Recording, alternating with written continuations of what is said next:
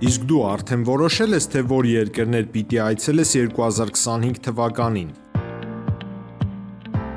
Եթե դու էլ ես հոգնել օրեր շարունակ հարցումների անպատասխան մնալուց, դիմիր Travel with N տուրիստական գործակալություն, սպասեցնել չեն տա, անմիջապես կստանաս լավագույն առաջարկները, տուրփաթեթներ, ավիատոմսեր, հյուրանոցների լայն ընտրանի, էքսկուրսիաներ, սոցփաթեթի սպասարկում եւ ամենակարևորը 24/7 ձևաչափով բարեհամբույր սպասարկում։ Travel with N 095 89 20 48 Բարև ձեզ արգելի հեռուստադիտողներ, մենք շարունակում ենք կարևորագույն թեմաների քննարկումները, այս բան ես զրուցել եմ քաղաքագետ Դերենիկ Մալխասյանի հետ, պարոն Մալխասյան, դուք նաև Հայաստան դաշինքի մաս եք կազմում, մասնակցեցիք ընտրություններին, հիմա ես կուզեմ ընտրությունների մասին խոսենք ոչ այնքան որպես Մայր Հայաստանի ներկայացուցիչ, այլ ավելի շատ մասնագիտական տեսանկյունից, ավարտվեցին ընտրությունները, երեկ էլ ավականու առաջին նիստը տեղի ունեցավ, Վարդան Ղուկասյանը ընտրվեց քաղաքապետ, ընդդիմադիր խմբակցությունների աջակցությամբ, ինչ ցույց տվեց Գյումրու ընտրությունները, որովհետև շատ մեծ էր իշխանությունների կողմից ակնկալիքը, որ իրենք հաղթելու են, ընդդիմության կողմից կային տարբեր ուժեր, որոնք կարծում են, որ իրենք միայնակ կարող են հաղթել, բայց հակառակը պարզվեց, իշխանության կողմից հակառակն էր, որ իրենք պարտվեցին, ընդդիմության կողմից, որ խայտաբղետ ինչ-որ պատկեր ձևավորվեց, խնդրեմ։ Շնորհակալություն, պարոն Մուրադի, բարև ձեզ, նախ ընտրությունների մասով, փաստորեն այս ընտրական process-ը ցույց տվեց Գյումրու, որ հնարավոր է դրանից առաջ էլ Իմի դեպ, ընտրական process-ները ցույց էին տվել, որ հնարավոր է պարտության մատնել քաղաքացիական պայմանագրին ընտրական գործընթացների միջոցով։ Դա ֆիքսենք, դա տեղի էր ունեցել Երևանում 21 թվականին Գյումրիում, Վանաձորում, այսինքն հերքվում է այն թեզը, որ ընտրությունների միջոցով հնարավոր չէ որևէ հաջողության հասնել, իշխանությունը փոխել, իհարկե իշխանությունները այս ընտրական գործընթացների ժամանակ դիմեցին օդում կախված լուրերի տարատեսակ հնարքների, որպեսզի ապահովեն մեծամասնություն, բայց շնորհիվ գյումրեցիների քաղաքացիական ու քաղաքական մեծ ակտիվության, որովհետև եթե վերլուծենք այս ընտրական գործընթացը 47,000, եթե չեմ սխալվում, գյումրեցի մասնակցել, այն դեպքում, որ 21 թվականին 26,000 էր կարծեմ մասնակցել, այսինքն տարբերությունը շատ ակնհայտ է, էլի, եւ այն 17,000 ձայնը, որ քաղաքացիական պայմանագիրը կարողացել էր գեներացնել, իդեպ հիմա ասում են մենք ամենաշատն ենք հավաքել, մենք ամենաշատն ենք հավաքել, վերջի շրջանում, իրոք շատ են հավաքել, որովհետեւ լավ են աշխատել ադմինիստրատիվ ռեսուրսի կիրառման առումով, նաև լավ են աշխատել ըստ օդում կախված լուրերի տարբեր հայտարարություններ եմ լսում, չգիտեմ, ասենք որքանով դա հավաստի է, բայց հակված եմ մտածելու, որ դա հավաստի է, ինչ որ կարուսելների մասին են խոսում, ինչ որ գումարների բաժանման մասին են, այդպես հայտարարություններ մամուլում լսել եմ տարբեր մարդկանց կողմից, այսինքն իրենք ունեցել են մոտավորապես 8-9% վարկանիշ, մնացածը արդեն գեներացրել են այդ բոլոր այդ գործիքները օգտագործելու միջոցով, բայց ամեն դեպքում այդ քաղաքական, եթե դու քաղաքական կոմպոնենտ ես մտցնում, ակտիվացնում ես, իսկ Մայր Հայաստանը հենց այդ դիրքերից էր հանդես գալիս, որ պետք է մաքսիմում ակտիվացնել հասարակությունը, որպեսզի այն գծած պատկերը, որ իրենք ունեին, ասենք ես համոզված եմ, որ իրենք իմացել են, որ այդքան ձեն տանելու են, դրա համար իրենք ասում էին, որ քաղաքացիական պայմանագիրը 50+ ենք հավաքելու, 50+ ենք հավաքելու, հաշվարկը մոտավորապես հետևյալ որ ավելի քիչ մարդ կգնա ընտրության։ Ասենք հաշվել են, որ 30-35,000 մարդ է գնալու, դե 17,000-ը արդեն մեծամասնություն է, դրա համար է։ Սա նաև հավաստում է այն վերլուծության եւ մտքերի, կոչերի, որոնք նաև 21 թվականին են հնչել, որ սիրելի ժողովուրդ, դուք որքան ակտիվ մասնակցեք ընտրությունների, ԿՊ-ի տոկոսները պակասելու են, որտեղ այո, հենց Գյումրին շատ լավ օրինակ։ Գնացին, մասնակցեցին, ԿՊ-ի այդ գծած պլանը ամբողջովին խաթարվեց։ 17000 իրանք հաշվել էին 35000 դե մասնակցություն է լինելու 35,000 17-ը լրիվ հերիք է, ասենք 51 պլյուս, հետո թափալելու են, բա տեսակ հաղթեցինք եւ այլն, բայց գյումրեցիները որոշեցին այդ օրը գնալ մասնակցել։ Հիմա գնացին մասնակցեցին տարբեր քաղաքական ուժերի մեջ, բաշխեցին իրենց ձայները, բայց արդյունքում ստացանք հետեւյալ պատկերը, որ քաղաքացիական պայմանագիրը հերթական անգամ Գյումրիում պարտվեց։ Եվ առաջի բանը, որ պետք է մենք ֆիքսենք, որ ընտրական process-ների մասնակցության միջոցով ճիշտ աշխատելու պայմաններում հնարավոր է իշխանազրկել քաղաքական պայմանագրին։ Նաև Գյումրու ընտրություններով կարող ենք ֆիքսել, ինչ եմ սա ասում, որ կարող ենք ֆիքսել, որ Մայր Հայաստանը որպես քաղաքական միավոր, քաղաքական դաշտում իր տեղը ամրապնդել է եւ առնվազն հանրապետական մակարդակում իր մասնակցությունը ունենալու է, ներկայացվածություն ունենալու է խորհրդանում, ինչու եմ հիմա գամ նրան, թե ինչու եմ սա ասում, որովհետեւ Գյումրում այնպիսի ընտրապայքար գնաց ու այնպիսի Գյումրու մակարդակով իհարկե վառ կերպարներ էին մասնակցում ընտրություններին, որ համապետականին արդեն համապետական նշանակության նման կերպարներ կմասնակցեն, հա, ընդ որում Գյումրու ընտրություններում գոնե իմ տեղեկություններով մասնակցած որոշ կերպարներ պլանավորում են իրենց դեմքով համապետականին մասնակցել, հա, եւ հաշվի առնում նաեւ այն առանձնահատկությունը, որ կա Գյումրիում, սա ոչ դրական իմաստով եմ ասում, ոչ բացասական իմաստով, փաստը, որ Գյումրիում կա այսպես ազգակցական բան, հա, շահերի, հա, մոտեցում, թաղերի բան, այս ամեն ինչը հաշվի առնելով եւ հաշվի առնելով այն հանգամանք, որ Մայր Հայաստանը ընդամենը 2 տարվա կյանք ունի, արձանագրվեց 6.2%, այսինքն մենք կարող ենք արձանագրել, որ այո, Մայր Հայաստանը հաստատել է իր տեղը քաղաքական դաշտում եւ համապետական ընտրությունների պարագայում եւս կարող ավել լինի կամ ինչքան ավել կլինի, ես չգիտեմ, բայց իր մասնակցությունը եւ տեղը ունենալու։ Ես կզարմանամ, եթե Մայր Հայաստանը հայտ չներկայացնի մասնակցելու 26 թվականի խորհրդարանական ընտրություններին, դա կլինի առնվազն շատ տարօրինակ, ինչու եմ դա ասում, որովհետև հայտը ներկայացվել էր Երևանի ավականու ընտրություններին եւ պատվով, հա, այդ փորձությունը հաղթահարվել էր։ Հիմա շատերը կասեն, դե Երևանը դե այնպես ստացվեց, որ այսպես ստացվեց եւ այլն օբյեկտիվ սուբյեկտիվ պատճառներով, բայց Գյումրին եկավ հաստատելու, որ Մայր Հայաստանը հետեւողականորեն քաղաքական օրակարգ է ստեյության թելադրում, ինչու եմ ասում քաղաքական օրակարգ, որովհետև դուք ինչպես նշեցիք, Գյումրիում մասնակից ուժերը, միավորները տարբեր, հա, համակարգերի ներկայացուցիչներ էին, որոնց միավորում էր հիմնականում թաղային այդ կոմպոնենտը, ազգակցական կոմպոնենտը, ավելի շատ ապաքաղաքական կոմպոնենտների շուրջ ստեղծված միավորներ էին, քան քաղաքական հիմնականում միակ քաղաքական ուժը, մաքուր քաղաքական ուժը, որ ներկայանում էր իր դեմքով, ստվերային աջակցություն որևէ տեղից չկար, Մայր Հայաստանն էր։ Այսինքն մաքուր քաղաքական օրակարգ թելադրում էր Մայր Հայաստանը եւ ըստ էության հնարավոր եղավ այդ շատ սուր, շատ խիստ, հիմա ես որ խոսեմ շատերը երևի չկարողանան անցնել, հա, Գյումրու իրավիճակը, եթե գյումրեցի չեն, էլի, որովհետև այնտեղ այնպիսի սուր մրցակցություն է այդ հիմնականում ապաքաղաքական միավորների միջև, որ այնտեղ մաքուր քաղաքական բառապաշարով, մաքուր քաղաքական օրակարգով ստանալ 6.2%, դա հսկայական թիմային քաղաքական ասելիքի աշխատանք է։ Եվ Մայր Հայաստանը կարողացավ Երևանից հետո երկրորդ ամենամեծ քաղաքում հասնել հաջողության։ Ես սա հաջողություն եմ ֆիքսում, որովհետև էլի եմ ասում, մնացած բոլոր քաղաքական միավորները, որոնք ստիպված քաղաքական ֆորմատով էին հանդես գալիս, որովհետև ընտրական օրենսգիրքը այդպես է բանանում, պարտադրում, մյուս միավորները ուղղակի Մայր Հայաստանը կարողացավ հաղթահարել, հա, այդ խոչընդոտը մյուս միավորների հետ մրցակցության պայմաններում։ Ես օրինակ բերեմ, որ մարդիկ հասկանան։ Եկեք դիտարկենք օրինակ 2021-ի ընտրությունները։ Հա, եթե 2000, չէ, ինչ եմ ասում, համապետական, եթե 2021 թվականի ընտրությունների ժամանակ որևէ ուժ, որը դուրս է երկրորդ նախագահ, երրորդ նախագահ եւ Նիկոլ Փաշինյան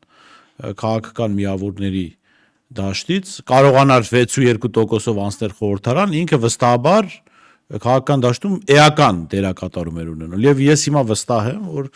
ապագա ընտրություններում եթե նույն գործիչները էլի մասնակցեն, Մայր Հայաստանը առանձին իր դերակատարումն ունենալու է եւ ցույց է տալու քաղաքական դաշտում, որ ամրապնդել է որպես այլընտրանքային է պարագայում, եթե որտեւ այդ նույն մոդելի փոքր տարբերակը Գյումրիում էր, այսինքն Գյումրի մակարդակով ամենավառ դեմքերը մասնակցում։ Ես ասում եմ նաև ավելին պետք է ակնկալ, շատ ավելին էլի անհամեմատական, որովհետև ասենք համապետական ընտրությունների ժամանակ քաղաքական գործոնը ավելի շատ է, հա, իսկ եթե ավելանում է, շահում է Մայր Հայաստանը այդ իրավիճակում։ Եվ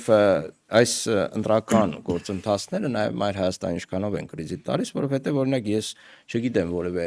համապետական քաղաքական ուժ, որ 21 թվականից հետո նման ինտենսիվ կերպով մասնակցած լինի ընտրությունների։ Բացի քաղաքացիական պայմանագրից եղել է Մայր Հայաստանը։ Բայց այո, տասնամյակների պատմություն ունեցող կուսակցություններ չեն մասնակցել։ նկատի ունեմ, այդ ընդդիմությունից ես չգիտեմ նման քաղաքական ուժ, որ ինտենսիվ ներգրավված լինի ոչ միայն Երևանյան համապետական գործընթացներում, այլ նաև մարզային։ Շատ դժվար է, ես ասեմ, ահավոր դժվար է, ասենք քաղաքական ուժի համար Երևանում դիրքավորվել, հեռուստատեսությամբ խոսել, չգիտեմ, հայտարարություններ անելը հեշտ է, բայց հենց գետնի վրա մարզերում փորձում ես քաղաքական գործընթացների մասնակցություն ունենալ եւ պատվով դուրս գալ այդ մասնակցությունից, դա ամենաբարդ խնդիրն է։ Եվ ես կարծում եմ, որ առաջիկա խորհրդարանական ընտրություններին հաղթելու լուրջ հայտ կարող են ներկայացնել այն քաղաքական ուժերը, որոնք մարզերում ունեն նման ներգրավվածություն, որովհետև շատ են քննարկել, հա 21 թվականին Նիկոլ Փաշինյանը հնարավորություն ունեցավ այդքան քվեներ ստանալ հիմնականում մարզերի, գյուղական բնակավայրերի,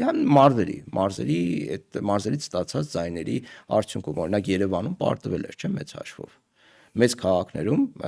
իշխանությունը պարտվում է, բայց ասենք հնարավորություն է ունենում մարզերի հաշվին բան անել, այդպես կոմպենսացնել իր պարտությունը։ Հիմա եթե մենք ուզում ենք եւ այդպես պետք է լինի, որովհետեւ ընտրական Գյումրին ցույց տվեց, որ ընտրական գործընթացներով հնարավոր է իշխանազրկել, եթե մենք ուզում ենք իշխանազրկել, ապա քաղաքական ուժերը պետք է ուշադրություն դարձնեն, ինչպես Մայր Հայաստանը, մարզերին եւ այնտեղ հսկայական աշխատանք կա անելու։ Ես պետք է նկատեմ, որ տեսեք, մենք անդադ լսում ենք, չէ՞, որ Փաշինյանը ներկայացնում է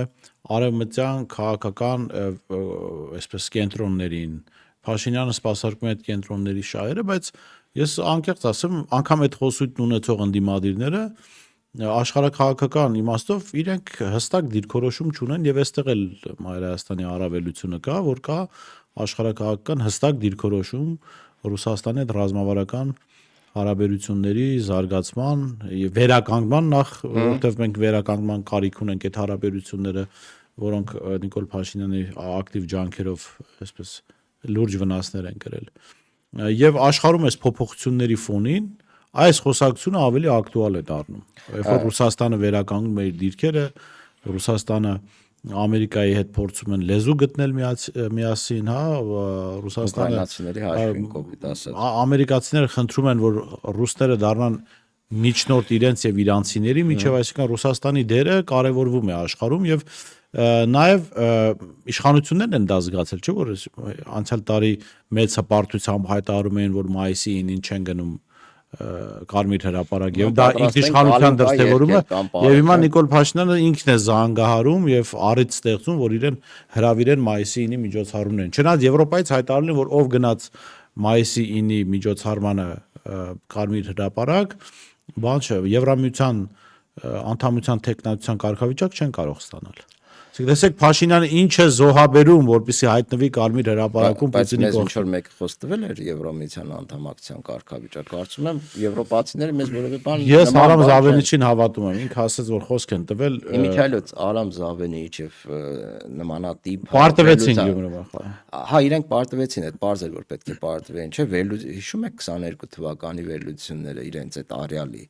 Ռուսաստանը վաղը կործանվելու է, մյուս օրը Դուք կործանվելու է։ այսքան տարիների փորձառություն եք, ոնց կարող եք դա վերլուծություն անվանել։ Դե Դա կոֆեի բաժակ նայել է։ Անգերությունով ներկայացնում են այդ վերլուծությունը, շատերը հավաքվում, կոչ էին անում, չէ, Ռուսաստանից հնարավորինս շուտ։ Այդտեղ մի ֆորմատ պետք է մտածել։ Եկեք, հեսա կործանվելու է։ Հիմա հարցն են կործանվեց այդ Ռուսաստանը։ Մի ֆորմատ պետք է մտածել, օրինակ Արամ Զավենիչի, Խզմալյանների մնացածների էլի կան, ուրիշ դաշտերում էլ կան, պետք է մտածել կոֆեի բաժակ նայելու ֆորմատ, եթերում ասենք նայեն, ասենք 2 կետ եմ նայում, 2 օրից, 2 շաբաթից, չգիտեմ լավ ալելու։ Դե եմ տեսնում, բախտավոր լուր եք լսելու բան։ Բայց դա ողբերգություն է, որովհետև շատերը հավատում են դրան։ Դե ողբերգությունն է, որ այդ մարդու վարչապետը հասցրել լինել ընդհանրապես Հայաստանում։ Հիմա ինքը ելույթ է ունենում իր նմանները, էլի, ու մարդիկ հավատում, այ ողբերգությունը իրենց հավատալն է, էլի, այսքան բանից հետո մարդկանց հիշողությունը։ Երեք դուք ընթերցեցիք Արթուր Խաչիկյանի գրառումը։ Փողերը բաժանելու Ամերիկա։ Սա զուտ, որ ասում եք մարդկանց նայում են, Հսկայական թվեր, եթե մենք վերցնենք 180 հոգի եւ նրանց վրա ծախսենք $100 միլիոն ավելին, հա, եւ լրատվամիջոցներ, հավատացեք, այդ 180 հոգին եթե անգամ զռան, իրենց էլի այդքան շատ մարդ է նայելու։ Այստեղ հարցը Գյումրիով եկեք նաև այս թեման սահմանափակենք։ Գյումրին ցույց տվեց, որ այդ միլիոնավոր դիտումները դրանք ձայներ չեն։ Այսինքն մարդիկ նայում են, մի մաս ասում է ինչ էշություն խոսեցին, մի մաս ասում է նու խելացի բան, բայց դրանք քվեներ չեն։ Այսինքն մարդիկ նայում են, անցնում են առաջ։ Ես 100 անգամ ասել եմ Հայաստանում, որում այդպիսի ստատիստիկա կա, չէ՞, որ Հայաստանը տարածաշրջանում ամենաշատ պոռնո նայող երկրներից մեկն է։ Կա այն նման։ Կա, չէ՞ նման ստատիստիկա, բայց հələ ես չեմ տեսել, որ պոռնո դերասանը վարչապետ կարողանա դառնալ այստեղ, չնայած կամ падգամավոր։ Այսինքն մարդիկ նայում են, դե հետաքրքիր է, ինչ որ բան նայում են, սովորում են, հետաքրքիր է, բայց անցավ գնաց դա։ Նախ Մայր Հայաստանի պահով արձագանք եմ, հա։ Տեսեք, Մայր Հայաստանի դիրքորոշումը, որ Ռուսաստանի հետ պետք է խորացնել, վերականգնել դաշնակցային հարաբերությունները, դա ըստ էության պետական քաղաքականության ֆորմալ, հիմա իհարկե դրա ահագին բան այնտեղ աղճատված է, արտահայտությունն է։ Մեր պետականորեն մեր մոտ ֆիքսած է, որ Հայաստանի ռազմավարական դաշնակիցը դա Ռուսաստանն է, չէ՞։ Այսինքն պետության մակարդակով է դա ֆիքսված։ Մայր Հայաստանը դա փորձում է կյանքի կոչել գետնի վրա, ասում է հեռացել եք այդ ամեն ինչից, հիմա պետք է այդ ամեն ինչը վերականգնել, հա, դաշնակցային հարաբերությունները։ Ինչ վերաբերում է այդ եվրո կամ չգիտեմ, ասենք ես չեմ ուզենա իրենց համարել արևմտամետ, եվրոպամետ, որովհետև իրենք շատ հեռու են արևմտամետությունից, այսինքն արևմտամետությունը առաջին հերթին արևմտյան արժեհամակարգին հավատարիմ լինելն է, հա, ասենք այնտեղ մարդու իրավունքներ, դեմոկրատիա, չգիտեմ, նորմալ պետություն կառուցել եւ այլն եւ այլն։ Այդ մարդիկ իրենց ստրուկտուրաներում Հիմա դրանք էլ արևմտյան արժեհամակարգ չեն։ Նույնիսկ այդ ամբողջ Եվրոպային արժեհամակարգը մնացել է տրանսգենդեր լինելը։ Այդ շարքերում մի քանի տրանսգենդեր կան, այսօր մոտ են Եվրոպային։ Իրենք բավականին հեռացել են իրենց հայտարարած արժեքներից, նույնիսկ իրենց երկրներում, էլ չասեմ այն երկրներում, որտեղ իրենք փորձում են ինչ-ինչ գործընթացներ գեներացնել, նույն Վրաստանը, հա, եթե վերցնենք Վրաստանի օրինակը։ Վրաստանում հակակառավարական ցույցերին Պարմուրազիով էր մասնակցում նաև։ Արևմտյան պետությունների դեսպանները ընդհանրապես 3-4 ամսվա համար $120 միլիոն փող են ծախսել։ Հա, բայց մասնակցում էին արևմտյան դեսպանները, արտգործնախարարները, այլ երկրների։ Հիմա որ այս այդ ձեր նշած մարտիկ կամ ԿՊԱ-կանները խոսում են ինքնիշխանության մասին, այլ երկրներից մեր գործերին խառնվելու մասին, եղբայր, բա եվրոպացիների մասին ինչ կասեք այս պարագայում։ Արդյոք ինքնիշխանություն է, երբ ասենք օտարերկրյա դեսպանը մասնակցում է հակակառավարական ցույցերին կամ ասենք արտգործնախարարը մասնակցում է հակակառավարական, երբ երկրի ռազմավարական դաշնակիցը հայտարարում է, որ այն Գրենլանդիան ոնց որ ձեզ չի սազում։ Մենք կվերցնենք։ Դանիայից էլ հա Գրենլանդիան են ուզում։ Այսինքն դրանք ինչպես են մեկնաբանվում, հա, այդ արևմտամետների կողմից։ Արդյոք դա, ասենք, ինքնիշխանություն հարգել է, արդյոք դա ժողովրդի ընտրությունը հարգել է։ Իհարկե չէ, այսինքն երկակի ստանդարտներ են։ Ու ինչ վերաբերում է ռուսական եւ Ռուսաստանի հետ դաշնակցային հարաբերությունների մասով, մի քանի անգամ դա շեշտել եմ։ Մենք աշխարհագրորեն գտնվում ենք այնպիսի տարածաշրջանում, որ մենք այլ ընտրանք չունենք Ռուսաստանից բացի այլ պետությունների հետ նման խորքային դաշնակցական հարաբերություններ կառուցելու առումով։ Իրանի հետ կարող ենք, իհարկե կարող ենք, բայց հիմնականը դա ռուսական ուղղությունն է։ Տեսեք, Միացյալ Նահանգները աշխարհագրորեն շատ հեռու է։ Կայսրությունները ունեն գրավիտացիա ու մենք աշխարհագրական գրավիտացիա է դա կոչվում եւ մենք չենք կարող, ասենք, լուսինը չի կարող լինել Մարսի արբայնակը կամ Սատուրնի արբայնակը, չէ, կարող է լինել միայն երկրի արբայնակը, որովհետեւ այդպես է, տիեզերական օրենքները այդպես են։ Այդ տիեզերական օրենքները աշխատում են նաեւ աշխարհաքաղաքականության մեջ։ Հետևաբար, եթե մենք գտնվեինք օրինակ, չգիտեմ, ասենք, Ապեննյան թերակղզում, մեր ընտրությունը բնականաբար կլիներ եվրոպական,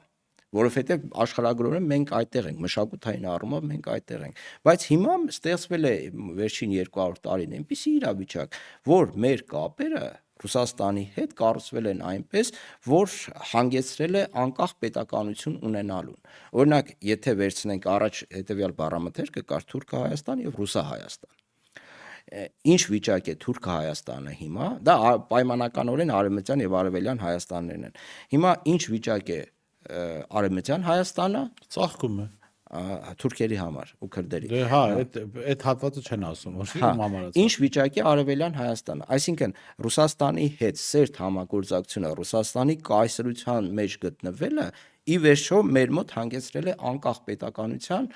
ստեղծմանը, ու ոչ միայն անկախ պետականության ստեղծմանը, այլ նաև ինֆրաստրուկտուրաների առումով,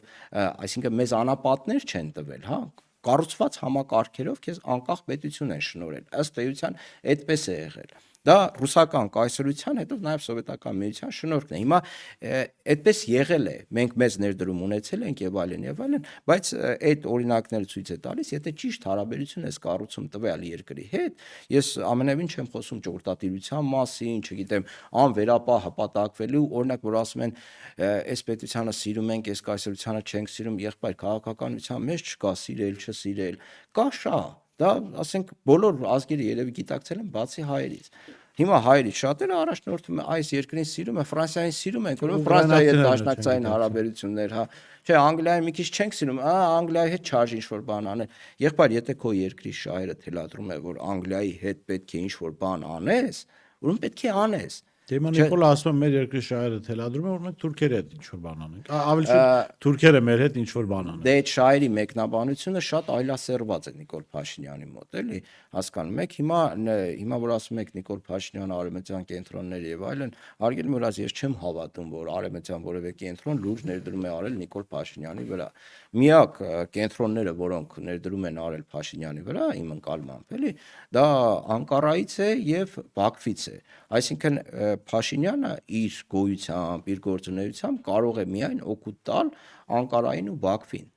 Իսկ քանի որ արևմուտքի շահերը մեծամասամբ համընկնում են թուրքական եւ ադրբեջանական շահերի հետ, հետեւաբար իրենք դեմ չեն, որ Էրդողանն ու Ալիևը ինչ-ինչ չափերով օգտագործեն Փաշինյանի գոյությունը այստեղ իրենց խնդիրները լուծելու համար։ Այդքան բան։ Հիմա եթե մենք նայենք, կներեք, Նիկոլ Փաշինյանը հետևողականորեն իրականացնում է ադրբեջանական եւ թուրքական օրակարգերը։ Հիմա ես դրան եմ ուզում գտել, տեսեք, ասցիկ Էրդողանն ու Ալիևը իրենց նպատակների համար օգտագործում են Փաշինյանին, իրականում այդպես է։ Ալիևը հայտարարել էր, որ Հայաստան պետք է փոխի իր սահմանադրությունը, հետո բացել են ինչա նշանակում փոխել սահմանադրությունը։ Ասում են, այնտեղ կա անկախության հռչակագրին հղում, որտեղ հիշատակվում է Արցախը, հայոց ցեղասպանությունը, այդ մեզ ձեռ չի տալիս, պիտի հանեք։ Երկար ժամանակ իշխանությունները ասում էին, մենք Ադրբեջանի պահանջով չենք սահմանադրություն ուզում փոխել, հա, Արդարադատության նախարարը ասում էր, որ նախաբանը չի փոխվելու, դա ոչ թե Արդարադատության նախարարն է ասում, սահմանադրությունն է ասում, որ սահմանադրության մեջ կան անփոփոխելի հատվածներ է թվում, նաև նախաբանը, այսինքն դու չես կարող փոխել բան, որը անփոփոխելի է, բայց Փաշինյանը փաստորեն գնում է այդ ճանապարհով, հանուն Ալիևի սիրո ինքը անթույլատրելի բաների է պատրաստ անգամ, հա, սա շատ ջերմ սեր եմ ես նկատում, որովհետև ասում է երեք խորհրդարանում ասում է ես կարծում եմ, թե իր կարծիքով էր հարցրել, չգիտեմ, ես կարծում եմ, որ նախաբանը պետք է սահմանադրության մեջ չլինի, փոխվի, այսինքն հռչակագրի հատվածը նախաբանից պիտի հանվի։ նույն Սա ինչ սեր է, ասենք, այսպիսի սեր, դուք այդքան գրքեր եք կարդացել, այսպիսի ռոմանտիկ, այսպիսի նվիրված սեր չեմ ես վախենամ, ես հավատում եմ Փաշինյանի եւ Ալիևի սիրուն, ես վախենամ ուղղակի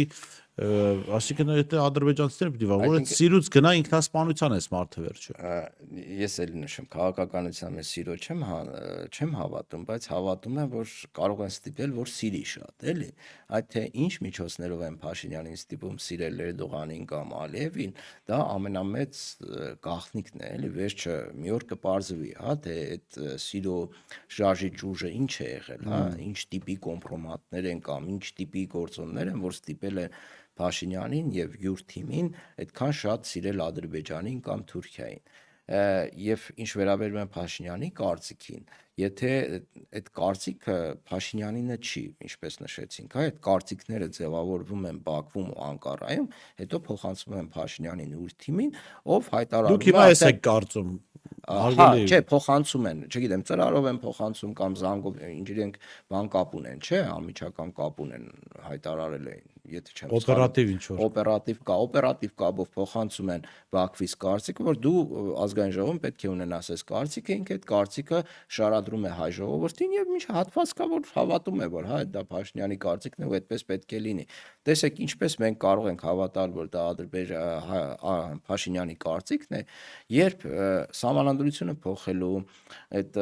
անկախության հռչակագրից հրաժարվելու մասին, եթե չեմ սխալվում, 21 թվականից ինտենսիվորեն հայտարարում է Ալիևը։ 21 թվականի Սեպտեմբերից ինտենսիվորեն հայտարարում է Ալիևը եւ դա դառնում է Հայաստանի քաղաքական Փաշինյանի ձեռքերով, հա, քաղաքական օրակարգի հիմնական մասը։ Հիմա ինչպես հավատանք, որ դա Փաշինյանի կարծիքն է։ Երկրորդ, ինչպես հավատանք, որ երբ որ խոսում է Մինսկի խումբը լուծարելու մասին, որ դա իր կորոշումն է կամ Ալիևն է ասում նորին։ Ալիևը ասում է, Նիկոլ Փաշինյանը այստեղ հայերեն կրկնում է այդ ամեն ինչը, մի քիչ ասենք դերասանական, չգիտեմ, այսպես էքսպրեսիայով ցույց է տալիս, որ ասենք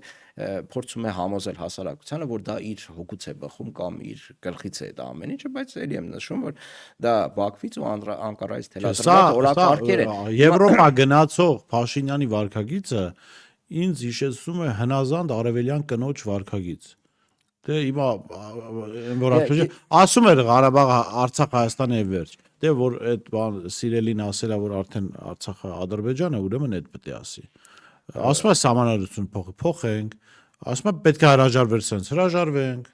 Այսպիսի հնազանդ կին ես իսլամական հանրությանը շատ լավ ծանոթ եմ, իսլամական հանրության մեջ այսպիսի հնազանդ կին ես չեմ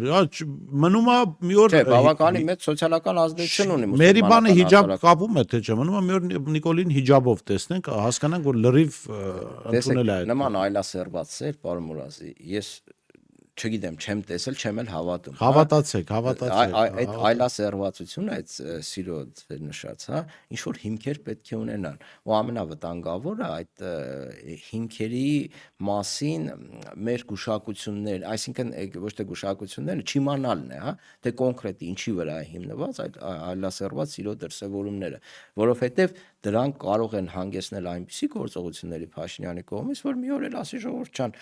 Հիմա դե մեր անվտանգությունից ելնելով, դե որ մենք ստե կարողանանք ապրել, օրինակ դու քո տունը չկորցնես, ես իմ տունը չկորցնեմ, չգիտեմ, դաշտերի եւ այլն, պետք է լուծարենք Հայաստանի Հանրապետությունը, դարձնենք օրինակ, ասենք չեզոք տարածք ՄԱԿ-ի կազմում կամ ՄԱԿ-ի պրոտեկտորատի տակ ենթադրենք, հա որ հանկարծ ասենք Ալիևը չմտածի, որ մենք մի օր հարձակվելու ենք, մի օր հող ենք ուզելու կամ Թուրքիան նմանաբան չմտածի։ Ու էլի ես ասում եմ, ասենք լիքը մարդ կասի, հա ճիշտ է ասում, էլի ասենք։ Բայց դա ենթադրություն չի, մարդը արդեն ակնարկել է դրա մասին։ Ուղղակի հանգամանքներն են ինչ որ աշխարհակական փոխվում, մի քիչ ինքը ասել է, չէ՞, ասել է, մենք կարմիր շոր ենք, նրանք ցլեր են, ախպեր, մի բան անենք այդ ցլերը չկատաղեն։ Հետո ասեց, որ մեր գոյությունը անհանգստացնում այս պետություն, գրգռում այս պետություններին, այո։ Հիմա մի օր է այդ որ դուք ասում եք։ Եթե Թուրքիան ու Ադրբեջանը եւ ես վստահ եմ, չնայած դուք վստահ չեք, արևմուտքը ցանկանան, այդ մի օրը կարող ուղղակի հիմա չեն ուզում դա։ Արևմուտքի մասով ես ասեմ, որ արևմուտքը առաջնորդվում է մեր տարածաշրջանում Թուրքիայի եւ Ադրբեջանի օրակարգով ըստ էության, որովհետեւ այդ օրակարգերը իդենտիկ են։ Հիմա աշխարհակաղակական այս իրավիճակում համընկնում են, հսկական համընկնումներ կա, հետեւաբար ասենք Եվրոպայից ասում են, որ Ադրբեջանը մեր կարևոր գործընկերն է, չգիտեմ, Թուրքիայի համար ՆԱՏՕ-ում բանի ժամանակ էր 20 թվականի պատերազմից անմիջապես հետո ընթացքում էր ՆԱՏՕ-ի գլխավոր քարտուղարը Գովեստի խոսքերը շռայլում նույն Էրդողանին։ Հետո ասենք Միացյալ Նահանգները հսկական օգնություն է ցուցադրում, այսպես ցուցաբերում Ադրբեջանին։ Այսինքն իդենտիկ են իրենց շահերը, բայց մի օր կարող է փոխվել։ Դա Հայաստանից էլ է կախված։ Այ ես այս հավելումը ուզում եի անել, որովհետև այս մեր խոսքը ամենևին չի նշանակում, որ Ռուսաստանը բարի պապիկ է, իսկ այ արևմուտքը չկա։ Մենք ուղղակի ցույց ենք տալի շահերը, որ եղբայր դուք չեք կարող գնալ արևմուտքի հետ փորձել հակազդել Թուրքիային կամ վատություն անել Թուրքիային, եթե դա է ձեր նպատակը, որովհետև այդ մարդկանց շահերը մեծ մասամբ իհարկե կան տարաձայնություններ նաև, օրինակ Սիրիայի քրդերի առումով ռազմավարական առումով հիմնականում համընկնում են շահերը։ Տակտիկական Այսինքն ընդհանրապես սրա մասն է, ոչ թե նրա մասն է, որ Ամերիկան վատն է, այն մյուսը լավն է, այլ նրա մասն է, որ Ամերիկան ունի այսպիսի շահեր, այս երկիրը ունի այսպիսի շահեր, Ամերիկան գտնվում է Ամերիկա մայրցամաքի հյուսիսային հատվածում, հա։ Եվ Ռուսաստանը գտնվում է մեզնից ընդամենը մի քանի կիլոմետր։ Միացյալ Նահանգների հարևան երկրներին որևէ մեկը հարցրել է, իրենք գոհ են, որ Միացյալ Նահանգների նման հարևան ունեն։ Օրինակ Պարագվային, Կոլումբիային, Արգենտինային։ Չէ, գոհ չեն, չէ։ Այսինքն այնպես չի, որ Միացյալ Նահանգների կողքի ամիջական հարևանությամբ գտնվող երկրները այդպես գլխարկները վեր են թռցնում, որ Ամերիկայի նման ամենաշատը իրենք են զգում Միացյալ Նահանգների ազդեցությունը։ Դա կայսրություններն են, կայսրությունների տրամա հայ ազգը 2000 տարի ապրելով կայսրությունների մեջտեղում չի հասկացել, թե կայսրությունները ինչպես են աշխատում ու ինչպես պետք է լավ էլ հասկացել է, բայց որ Միացյալ Նահանգները 180 միլիոն չբաժանի 2-300 հոգու այստեղ քարոզչություն անելու։ Կարծում եմ ազգ ավելի խելացի որոշում։ Դա էլիտաների խնդիր է, պարոն Մուրադի, հասկանում եք, էլիտաները պետք է այնպես անեն, որ նաև մենք ունենանք ինֆորմացիոն անվտանգություն, բայց մենք ինֆորմացիոն անվտանգության տեսանկյունից այս վերջի 7 տարին չէ, որ մենք խնդիր ունենք, չէ՞։ Տևական ժամանակ մենք ինֆորմացիոն անվտանգության այդ մարդիկ մի տարի առաջ, 2 տարի առաջ ստացան այդ գումարները սկսեցին քարոզ անել։ Դրանից առաջ էլ չի արվել այդ քարոզը։ Ես դա մի բան նկատում։ Նորություն է դա։ Ես համաձայն եմ ձեզ։ Ես կարծում եմ մենք նաև պետքա կրթական համակարգի վերաբերյալ ինչ որ լուծումներ ունենանք։ Ինչու՞։ Որովհետև վստահաբար եմ ձեզ ասում, որ կրթական համակարգն է նաև այն պատճառը, որ մարդկանց պատկերացումները խեղված են, այսինքն դպրոցից երեխաները, այդ թվում նաև մենք պատմությունը օրինակ ուսումնասիրել ենք ավելի շատ որպես թե հեքիաթ, որտեղ մենք բազմաչարչար ենք, աշխարհը անարդար եւ կա ինչ որ ոսող նենգա, որը նենգա միշտ մենք բարի ենք, մենք միշտ ուժվում ենք, բայց օրինակ միշտ չի ասում, այդ ոսողը ինչ շահեր ունի, դպրոցում սա պիտի սովորացնել ես կարծում, այդ ոսողը ինչ շահեր ունի, ոսողը որտեղ է գտնվում քարտեզով, մենք որտեղ ենք գտնվում, հա, որտեվ ես հաճախ որ գնում եմ մեզ շատ մոտ գտնվող մերձավոր արևելքի երկրներ, օրինակ Իրաք եմ գնում եւ եթե որևէ ընկեր կամ ծանոթ իմանում է Իրաք եմ գնում, ասում դուր ես գնում, իբր շատ հեռու է։ Բայց որ ասես Փարիզ եմ գնում, ասում հա շատ լավ ես անում։ Իրականում ռեգիոնալ առումով Փարիզը շատ ավելի հեռու է, քան Իրաքը, Սիրիան, Իրանը, Իսրայելը, Պաղեստինը, որի Գազայի հատվածում այսպես ցեղասպանություն է իրականացնում։ Չսիրելու, իրենք Փարիզը սիրում են։ Ուրեմն մեզ մոտ է։ Մեզ մոտ է, հոգի հարազատ է։ Ասենք Իրաքը հեռու է, որովհետեւ ինքը ոչ սիրում է, ոչ չի սիրում կամ ավելի շատ չի սիրում։ Ասենք ինչ որ էմոցիաներ չի առաջացնում իր մոտ։ Всё, չկա այդպիսի երկիր տարածաշրջան գոյություն չունի։ Դրա համար մենք շատ ենք տուժվում։ Այսինքն ես լրիվ համաձայն եմ, դպրոցներից պետք է սկսել երեխաների մոտ քննադատական մտածողություն զարգացնել, որպեսզի մարդիկ հասկանան, թե լավը որն է, վատը որն է։ Ինչ այլոց արևմտյան կրթության այդ բարձրագույն կրթության մասին է խոսքը, հա, հաջողություններից մեկը այն է, որ քննադատական մտածողություն են այնտեղ սովորեցնում, որ մարդիկ կարողանան չարը բարուց տարբերեն, շահը տուժվելուց տարբերեն եւ նման շատ բաներ։ Իսկ մեր մոտ պատմությունը ըստ էության դա բարի ցանկությունների արտահայտություն է ու հայ ազգին հնարավորինս խեղճ ներկայացնելու, որ ամբողջ աշխարհը մենք դեմ է, մեր դեմ է, մենք մի կերպ յոլա ենք գնում ու մեր սխալները հիմնականում թաքցված են։ Շատ կոպիտ կերպով ամեն ինչ լղոզվում է, ասենք չգիտեմ, առաջին հանրապետության ժամանակ, դրանից հետո, դրանից առաջ, այսինքն հնարավորինս ամեն ինչ արել են, որ Ոնց իդեալականացնեն։ կարանք մենք, որ այսքան բազմաչարչար ենք սխալներ ունենալ։ Հենց դա է խնդիրը, ու երբ որ իրականության հետ երեխան սկսում է բախվել դպրոցից հետո,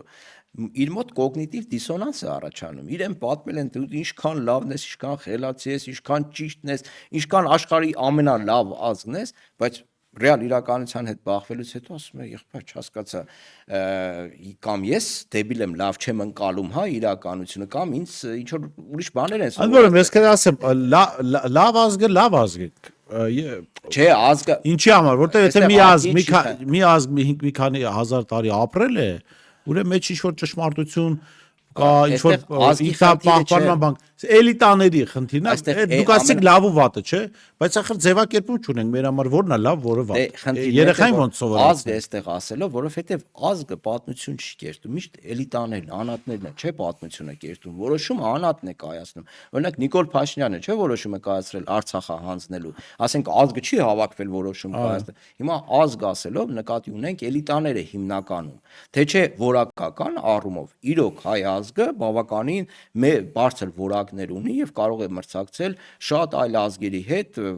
բարձր որակական հատկանիշներ ունեցող ազգերի հետ եւ հաղթող դուրս գալ, բայց էլիտայի առումով վերջին 1000-1500 տարի մենք ունեցել ենք լրջագույն խնդիրներ։ Էլիտան եղել է հայ ազգի հիմնական ողբերգությունը, երբ դրեցին իշխանական տոհմերին գլխատեցին անից հետո այդ անի ընթացքում մի մասին գլխատեցի, մի մասին գալիս ասում ենթադրենք օրինակ բերեմ, հա, պայմանական ասում են կամսարական, ասենք դու այս Վասպուրականի շրջանում կամ Շիրակի շրջանում այսքան հող ունես, չէ, քեզ ինչ պետք է։ Բյուզանդական կայսրությունից են ասում։ Այս լերվել ես այս բանում ծայրամասում, բան, ոչ այտենց հետաքրքիր դիվիժենի բան չկա։ Արի կլինի քեզ այսքան տարածք տամ Կոստանդնուպոլսի կողքը, գնա անդե, բայց մի պայմանով, այդ տարածքը տալիս ես ինձ, այս հայկական տարածքները, հա, այնտեղ ասենք դու գնաս ապրես, բայց քո մահից հետո դա անցնելու է արդեն բյուզանդական կայսրությանը։ Հսկայական թվով իշխանական տոհմեր այդ համակարգով տեղափոխվել են Բյուզանդիա, մյուս մասին սննկացրել են, մյուս մասը չգիտեմ ուր է արտագաղթել ու ունեցել ենք մենք անգլուխ ժողովուրդ ըստ էության։ Ու երկար ժամանակ դա շարունակվել է, հետո արդեն ցարական Ռուսաստանում որոշակի էլիտա ձևավորվեց, բայց խնդիրն էր, որ քաղաքական էլիտա ձևավորվեց ձեր նշած այդ գրողների, բանաստեղծների էլիտա, որոնք ասենք էմոցիոնալ են ընկալել քաղաքականությունը, այդպես ներկայացրել են, ասնել այդպես դաստիարակվել է։ Հետո արդեն կոմունիստական շրջանում փոխվեց իրավիճակը ու ասենք մենք ունեցանք 88 թվական։ 88 ինչու ունեցանք, ինչու կարողացանք հաղթել, ինչու կարողացանք անկախ պետության այդ բաները համակարգը ստեղծել, որովհետև ունենք քաղաքական էլիտա։ Ընդամենը 70 տարի դադարեցինք լինել բազմաչարչար,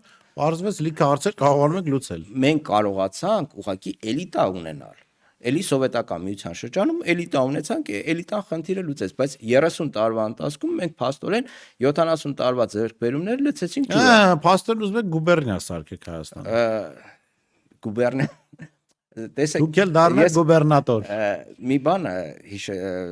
քանի որ պատմությունից խոսքը գնաց, ուրեմն 20 թվականին այդ գուբերնիա Ռուսաստան եւ այլն, ուրեմն հայ հեղկոմ կար, իրենք բոլշևիկից ավելի բոլշևիկ էին, էլի, ու հայ եղկոմը հիմնականում Ալեքսանդրապոլում էր ու Երևանի բոլշևիկյան իշխանությունները լուրջ խնդիրներ ունեին, էլի, հիմնականում չէր ենթարկվում բանման, իրենք ողջունում էին Կարաբեկիրի բանակը, աղ ու հացով դիմավորում էին, այդ հայ եղկոմը գյումրեցիներ չէին, էլի, Նուրշիկ Զավարյան, ասենք, այնտեղ տարբեր մարզերից հավաքված հայ բոլշևիկներ էին։ ու իրենք բաներ էին գրում, օրինակ Երևան, էլի, կոմունիստ թերթը, եթե բացեն 20 թվականի, էլի, այնտեղ շատ մանրամասը գրած է։ Այստեղից ասում էին թուրքերը այդտեղ բռնաբարում են, մորթում են ձեզ, լցնում են ջրորները, չգիտեմ, թալան է, բան, այնտեղից գրում էին, էլի, Ալեքսանդրա, ինչ եք ասում, նման բան չկա, թուրք այլևս հին թուրքը չէ, այդ հայերն է, հայ էլիտան էր քաղաքական, էլի, դե ոնց կարող է աղճատել այդ ամեն ինչը։ Ու ասենք այդ բոլշևիկյան մտածողության հետ կապել, բայց իրենք բոլշևիկյան մտածողության հետ էլ կապ չունեին, էլի, հիմնականում կապ ունեին թուրքական մտածելակերպի հետ։ Իրենք տենջացել էին, Իսկ այն ժամանակվա Եվրոդաշինքն է եղել։ Ես չգիտեմ որն է եղել, մոտավորապես նույն տեղ գրում էին, ասում է, այդ կեղտոտ դաշնակները, ասում է, գրգռում են թուրքերին, չգիտեմ, ռևանշիստական հայտարարությունները։ Ասма չէ գրգռում ենք մենք բան Հա, մեկին մեկ նույն խոսույթն է, եթե բացենք, կարդանք, ասենք հայ հեղկոմի զեկույցներն ու հոդվածները Երևանի բանին, այդ ղեկավարությանը, այդտեղ անուններն ու տեղանունները փոխենք, ասենք ԿՊԱ-կան падգամավորի ելույթից չես կարող տարբերել այդ ամեն ինչը։ Այսինքն մեր հիմնական խնդիրը էլիտան է։ Շատ լավ, շնորհակալ եմ, պարոն Մալխասյան։ Ես կարծում եմ անհրաժեշտություն կառաջանա երևի գոնե շաբաթը մի անգամ հանդիպելու, հետաքրքիր զրույց ստացվեց, այնպես որ կմտածենք ինչ թեմաներ դեռ քննարկենք։ Ես շեշտեմ զրուցում եի քաղաքագետ Դերենիկ Մալխասյանի հետ, տեսություն կհանդիպենք։